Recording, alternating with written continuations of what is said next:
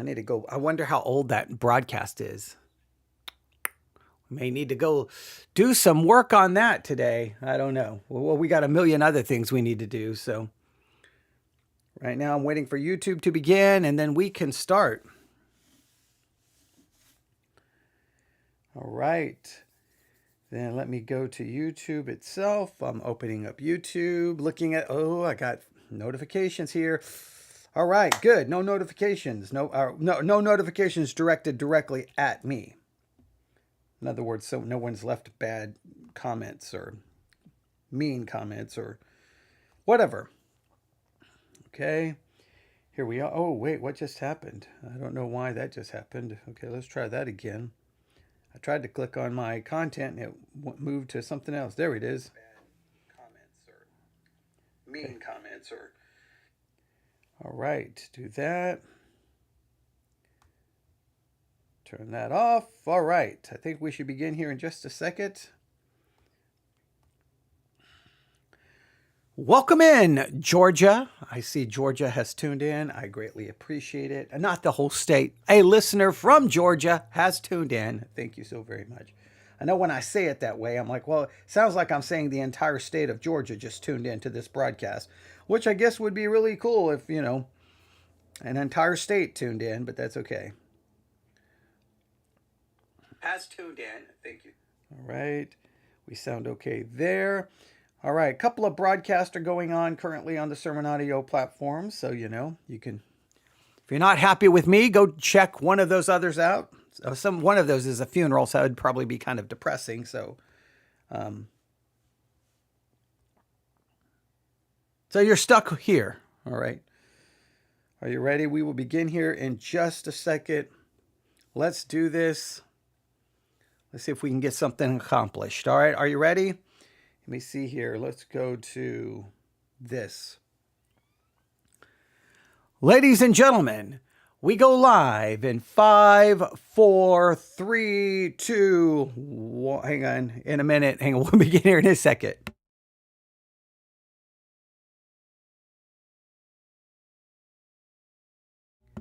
We go live in 5, 4, 3, 2, and 1.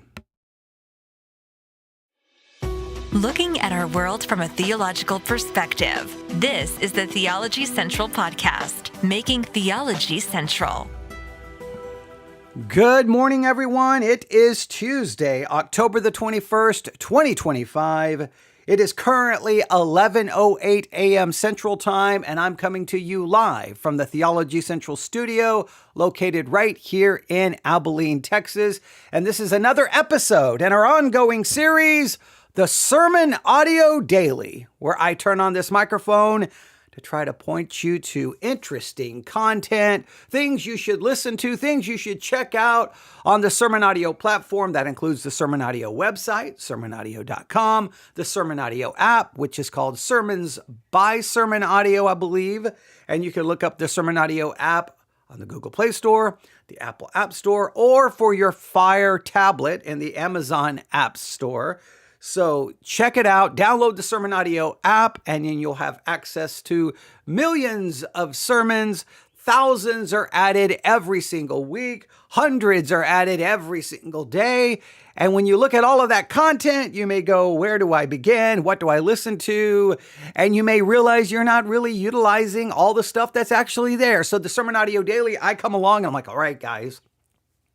Open up the Sermon Audio website, open up the Sermon Audio app, and for this episode of Sermon Audio Daily, go listen to this series, or go check out this sermon, or look at this broadcaster, and hopefully, well, it will be beneficial. I don't know how many people are taking advantage of these episodes and actually listening to the content. I think the number probably is smaller than I would hope. I hope there's at least some. And as I said, we're going to do this, I really am giving this between October and December to kind of see if this takes on kind of a life of its own, right? It begins to, you can see that there's people utilizing it. It's creating some discussion. There's something beneficial from it. And then, I can reassess at the end of December and try to determine if it was worth the effort or not. And if it wasn't, well, you can't accomplish anything unless you try. So here we are. So I know we're not here to talk about all of the thinking about, will this work? Will it not work? Because then I would probably be, I'd probably be worrying, right? I'd probably be filled with a little bit of anxiety and being obsessed with that. And is that a good thing? Should we not do that? Well, I know this. Sometimes in life, we can be overwhelmed with worry and anxiety. And even though we may try to claim, no, as Christians, we don't. Oh, we are. We are filled with worry. We are filled with anxiety. And sometimes we need an antidote, don't we? I think we do. An antidote. An antidote is medicine taken or given to counteract a particular poison.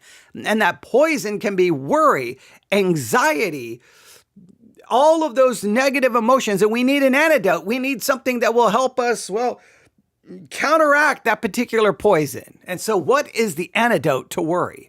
What is the antidote to anxiety? What is the antidote to that? What will help counteract it? How do we find this antidote and how do we take it? Well, those are questions that I'm going to point you to a series to see if you can find the answer to. And that series is called Jesus' Prescription for Worry. Jesus' Prescription for Worry.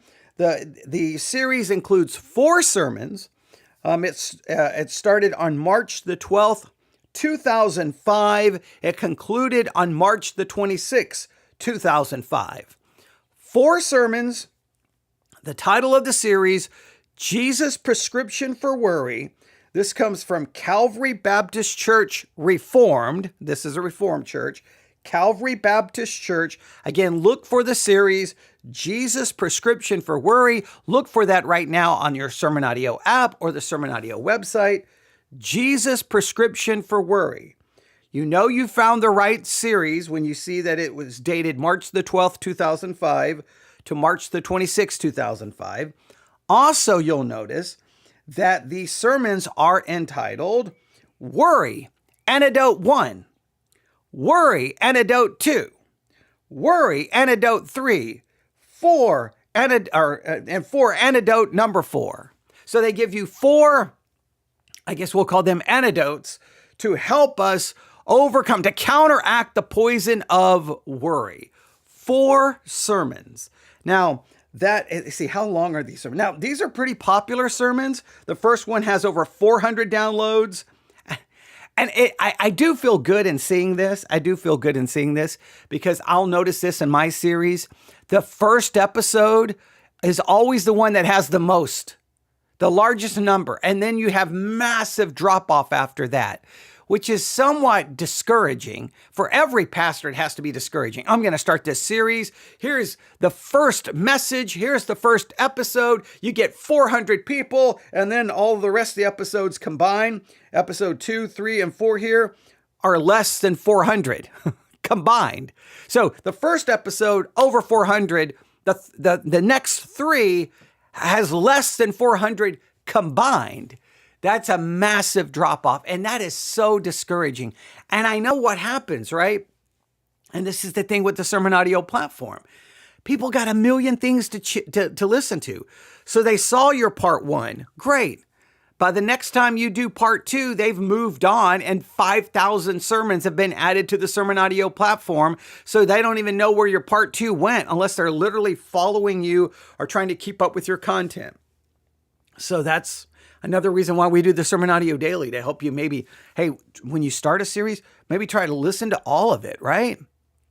Because then you get, some of my series go on forever and ever and ever. So I understand why you wouldn't listen to all of one of mine. But many of these others are 4, they're 5 episodes. They're 6 episodes. I mean, come on. At least try to hear the totality of the argument, of the hypotheses, of their thesis, of their ideas.